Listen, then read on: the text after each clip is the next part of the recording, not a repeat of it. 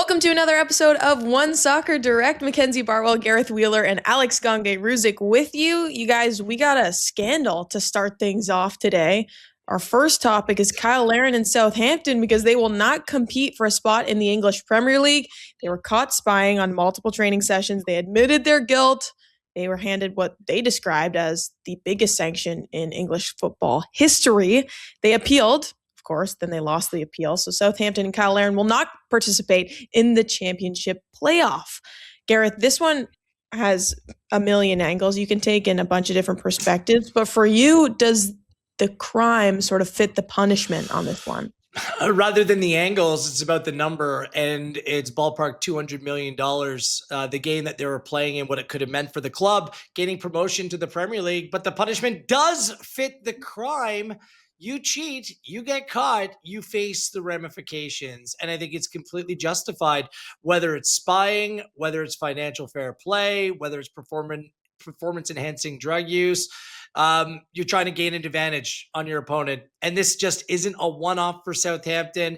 They went on and admitted it that this has happened on multiple occasions. In a game like this, where you have an analyst filming another team's training session from private property from behind a tree, and then going to a parking lot and trying to change afterwards to hide his identity and then rinse the tape that he ended up filming. Like, they were caught red-handed. And look, you feel bad for a lot of people that have been dragged into this at the club, but you win together and you lose together. And it's about time that spying is completely taken out of the game. It's embarrassing. It's an embarrassing crime to commit. It was embarrassing for Canada under Bev Priestman's watch. We unfortunately didn't get full transparency in this country about how deep it went, but it's all going to come to the forefront when it comes to Southampton because of the magnitude of this game that they were supposed to play in and what it means for the club moving forward. Yeah, obviously it's a very public issue, and I guess when it becomes this public, when it is the most expensive game in football is involved, because obviously that's what that promotion final has become. There's obviously going to be a message sent.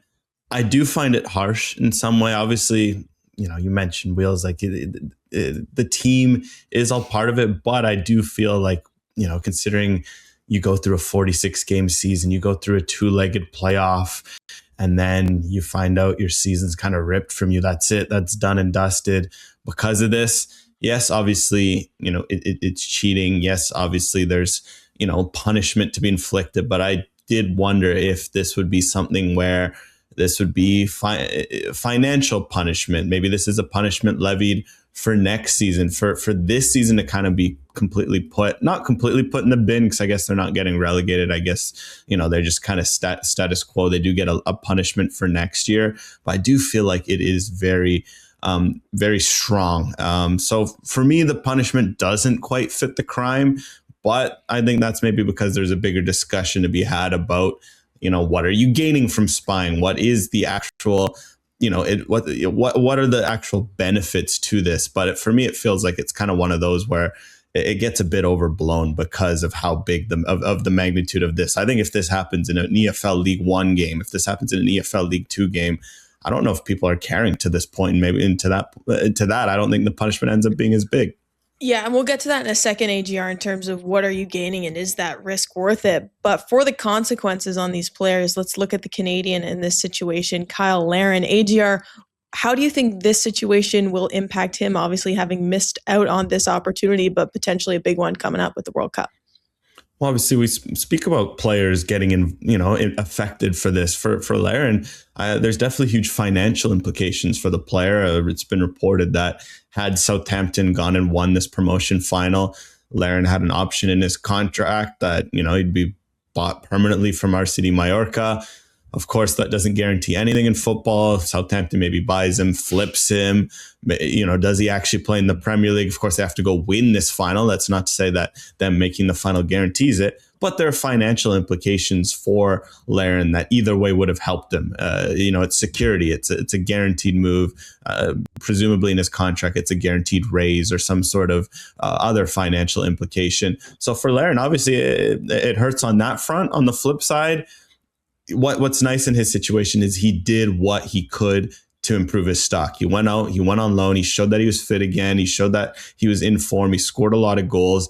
All this does is it frees him up to potentially make another move. You just lose the guarantee. So I think for Larin, this adds a little pressure to his World Cup in the sense that if he can continue this form this summer where all the eyeballs are on him, he'll have kind of the pick of the sort of clubs, the sort of level he wants to go to. He just loses the guaranteed money. And that obviously hurts because as a player, all it takes is an injury. All it takes is a bad month of form. And a lack of guarantees can come back to bite you. And that's where for Larin, he could get in trouble here. Yeah, I think more pressure's on Cyle Larin's agent than on Cyle Larin himself because he's shown that he can play at the championship level. If I'm Southampton, that's a permanent deal that I would look into. Basically, a club option that might have been forced going through would have just expedited the process. But based upon Larin's form and what he was able to do, he's put himself in a really good position to continue on with Southampton or another club at that level in the championship. I would question if he inevitably moved to the Premier League, which would have been a dream. It would have come with some sort of financial advantage to the player as well. Whether Cyle Larin's good enough to play in the Premier League week in, week out. I mean, he's 31 years old. And look, I like Cyle Larin, the player, but if you want the player to continue to go on, you want him in a position where he's playing regular football. The Premier League is exceptionally competitive. Perhaps he could have. I just raised the question because sometimes that next move isn't necessarily the best move. And we've seen Larin in recent stops, some have been hits, some have taken time, and some have been misses. Ironically, he's still owned by Mallorca, who plays completely different football this season than what they did when he was there, where they were completely dull to watch. They were beyond defensive. It seemed like they were playing backwards, which didn't play to Cyle Larin's strength. This season, Mallorca is a much more attack-minded side. So I don't know if the bridge is completely burned upon returning back to a club that's still fighting this weekend to stay in La Liga. But I think he's put himself in a really good position, resurrected his career, and now he needs stability. He's not a young man anymore, Mackenzie. He's 31 years old. He needs a place where he can call home for the next few years. So I don't think the pressure's on Larin. I think that the book is out on him about what kind of player he is and where he can do well. Is his agent to make sure that he gets the appropriate move and he lands in a spot where he can stay for more than just a 6-month span. Yep, fair point. Stability, consistency, that's the key here. Gareth, it's hard to say what the exact reason was for Southampton doing this, forced buying. Has to be a marginal advantage, whether that's knowing of injuries or set pieces or whatever it may be. But knowing now, Wheels, the consequences of what comes of this, is it even worth it to begin with? Why does anyone cheat? I don't care if it's in what kind of sport it is. Why do athletes take performance enhancing drugs? You're looking to get that extra 1%. You're looking to get an edge. So there's clearly something to be gained, whether it be tactical, whether it be formation wise, especially during playoffs. If players are practicing penalties, which direction are players going? All of these little things matter in a game that means so much. This is why people are willing to go to ridiculous standards, worrying about their opponent more so than worrying about what's going on inside their own backyard. I think it's a fatal flaw. I think it shows insecurity. I think it permeated through Canada soccer at that time when they were implicated in this sort of thing. And look, there was clear punishments that were going to be put on the table by the EFL. Bielsa and Leeds United were busted in 2019, and there was mass reforms that were put into place in order to try to take away incentive of spying and cheating in this kind of way. So I think it's just really stupid. It comes from paranoia. It comes from trying to find that little bit extra, which completely isn't worth it in the end. And because this punishment, I think that this is an appropriate punishment because it has been so severe that hopefully teams will not go through this ridiculous, whether it's hiding behind a tree or using a drone. Listen, I can't help but laugh at that visual, by the way. That is just a bad visual. You describing it there, Wheels? Humbling. But what about Joey Lombardi flying a drone at the Olympics? These are ridiculous. I don't care how you look at it. Right. It's stupid. It's cheating, and it cannot be done moving forward. AGR? Yeah, well, it's so negligible for me. Like it's just I don't know what gains you're getting for it. Yes, maybe you get some sort of minor insight into potential selection headaches, set pieces, anything of the sort. But for me, I just don't find you get much of an advantage, if at all. I think it's something where for coaches, maybe it's more psychological to feel like, oh, we've gone the extra mile. We've done absolutely everything to prepare ourselves, including getting intel. But I think for me, it's kind of performative gain. So that's perhaps why maybe I feel a bit more blasé about the punishment, because I just feel like it's something where you kind of, that's it. You get those performative gains, but for what? And it ends up being more about, the optics of it, of yes, if you're standing there with you kind of get caught with your pants down with your iPhone pointed at training, you look horrible about it. But pointed at training, please. Yeah, just exactly. Point that iPhone at training. Because for me, I get what you're saying. And like you're not getting that footage is not going to be what makes or breaks you at the weekend. Like sitting down and dissecting that. It might. But even then, like there's a reason why they do it. No, well, the reason, but that's where it comes in at football. I think it's just, that's why I say it's performative, because I think you're getting personally just as much insight out of watching their last 90 minutes of football and anything that you might have gained from that. I think it's something where, because there's so much money involved in football, because it is such an industry, coaches will go through every possible avenue to try and look like they're prepared, because that's, but at the end of the day, that sort of stuff doesn't make up for little tactical battles, about other, scenarios, about the talent level of players, about their mentality. At the end of the day, it's performative. And I think that's because, coaches have to feel that they've turned over absolutely every stone, even though I think this is one of the stones that for me does absolutely nothing. I think you're better served going elsewhere. But I guess maybe this is why they want to curb it, just because it looks so dumb. It looks so bad when it doesn't actually do that much. Just knowing as many coaches I do, like now they're managers and coaching staffs are as thorough as ever. There's a coach for coaches. There's countless analysts. Like watching some of the size of some of the staffs, both for club teams and national teams. I'm like, what are all these people doing? Like, no stone is being unturned here. Like everything is being analyzed and assessed again and again and again. This just isn't soccer, by the way. Like this happened in college football again this year. Like basketball. Like every sport is going through this right now.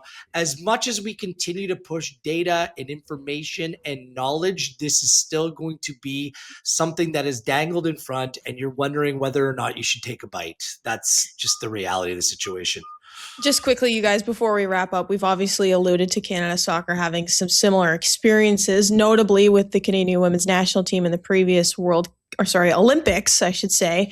When they were caught, the whole drone scandal, obviously Bev Priestman was removed. They forfeited 6 points, but ultimately they were able to continue on in the competition and conversation, and the players were able to continue to compete. AJR, in hindsight, does it feel like maybe Bev Priestman and the women's national team in the Olympics almost got off easier in this context? Yeah, well, I think it shows how football kind of feels about these sorts of incidents. I think at the time, it's a punishment that I think a lot of people were quite satisfied with, because the way it works out is the people who did it, the coaches, they get in trouble, but the team isn't completely affected. Like obviously the team was affected in the sense that they were given a very hard obstacle to get over, but in the end they got it, and it's not like it fully affected their tournament. I think in hindsight, where they maybe got off easy is a lack of significant financial punishment to the federation, because obviously looking at Southampton, they're going to lose a lot of money just by not being in this promotion final. They're going to have points docked next year, which might affect their ability to get promoted next year. And obviously there's fines involved. So I think for Canada Soccer, they got off easy on that regard. Although what I will say is, I think this Bev Priestman scenario is linked a lot more to this than we realized. Because like Wheels mentioned, the only other precedent really was Marcelo Bielsa, and he got off pretty easily. It was just kind of ends up being a bit of a nothing burger, other than the sense that they reform a lot of their rules. But I think the Olympic scandal and seeing how big it got has kind of led to the situation where the FL has kind of, they don't want it to snowball like it did for the Olympics, where it was just such a scandal for multiple weeks, FIFA getting involved. So I think it's led to this harsher punishment. So I think in some regard, Canada has created a harsher punishment for Southampton. Yeah, maybe. I mean, when the IOC's involved, they kind of abide by their own rule book. And I was surprised at the time that the punishment wasn't as severe as it was. The thing is, Bev Priestman was suspended for a year. Perhaps the Southampton manager will fail likewise punishment. And now Bev Priestman is back managing and having success in New Zealand. And, redemption stories are being written, which is fair as well. Like people make mistakes, and that's something that I want to keep open-minded to. The problem is some of the analysts and other people that were dragged into that story won't have as much of a happy ending to that story. And that's what's unfortunate. Whether you're the analyst or anyone that else that's part of that group, there's collateral damage caused by the actions of leaders. And inevitably it falls on the manager and the people that are making those decisions. The thing is, with this Southampton situation, I like the fact that they admitted, like whether it was against Oxford or whoever else, that they had been involved in this sort of behavior before. And I think that kind of brings to light where the problem emanates from, and it's easier to solve that way. The problem with the way that things ended with Canada Soccer, it was a time of a great change in leadership, and I understand why leadership wanted to move on forward from it. There's a lot going on in Canadian soccer, and rightfully so, but redacted documents and then the way that other people that were potentially involved in the situation just swerved the story. The public aren't given the benefit of the doubt to transparency of what actually happened. I think that it kind of left Canada Soccer in a weird place where we think we know what went on, but not really. And there's still a gray area about it. So I think there'll be resolution and won't appease everyone when it comes to the Southampton story. Canada, I think we haven't even just turned the page or gone to a different chapter. We're in an entire different book entirely. And maybe that's a good thing, because I'd be shocked if anything like that ever again happens with this association and in this country, at least for the foreseeable. Right. Well, safe to say, I think you guys we're done with talking about cheating. We could probably go on and on about this, but for now, we'll leave it there and continue to follow closely what happens in the English Premier League playoffs.